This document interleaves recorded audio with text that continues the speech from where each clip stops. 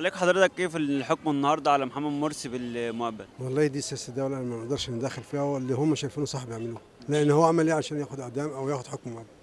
هو عمل ايه؟ والله هو كده هيرتاح لأنه هو ما خدش فرصته. أنا شايف إن هو يعني بعد اللي إحنا شايفينه إحنا قلنا إن هنشيل مرسي علشان هو عمل ايشوز أخطاء كتيرة، وإن هو كان بيتسول علينا من بره، وإن ده كله عمله السيسي بامتياز. فأنا شايف إن هو كده هيرتاح لأن هو اتظلم. أنا ما فهمناش إن هو اتظلم غير بعد ما صرنا عليه وخرجنا في 30 يوليو كلنا خرجنا، ولما أجهزة الدولة قالت إن هو راجل مخابرات وإن هو راجل عامل حاجات غلط وعددت أخطاء كتيرة ليه. فالناس خرجت تمام. لكن هل احنا بعد ما خرجنا حصل جديد؟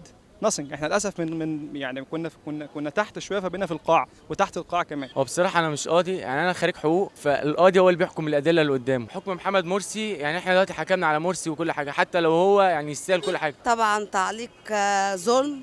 انا محمد مرسي ما كانش يستاهل كده من اللي ماسكين البلد، لان هو ما عملش حاجه في البلد غلط. لا طبعا مش عادل، بس انا شايف هو مش يعني انا مش عايز اتدخل يعني حيثيات القضاء والورقيه بتاعه القضاء، دي حاجه انا ما فهمش فيها. لازم نرسخ لدولة القانون، فكون ان محمد مرسي كان رئيس سابق لابد ينفذ عليه القانون، وانا بثق في عدالة القضاء المصري، وشايف ان اللي هيحكم بيه هيكون حكم ناجز وعادل. حكاية طبعا المقابل بتاع مرسي أنا ما أقدرش أحكمها، بس هو بصراحة يعني في وقائع كتير أوي من ضمنها أحداث اللي هي بتاعة الرئاسة دي، بصراحة تحكم برضو إن هو يستاهل.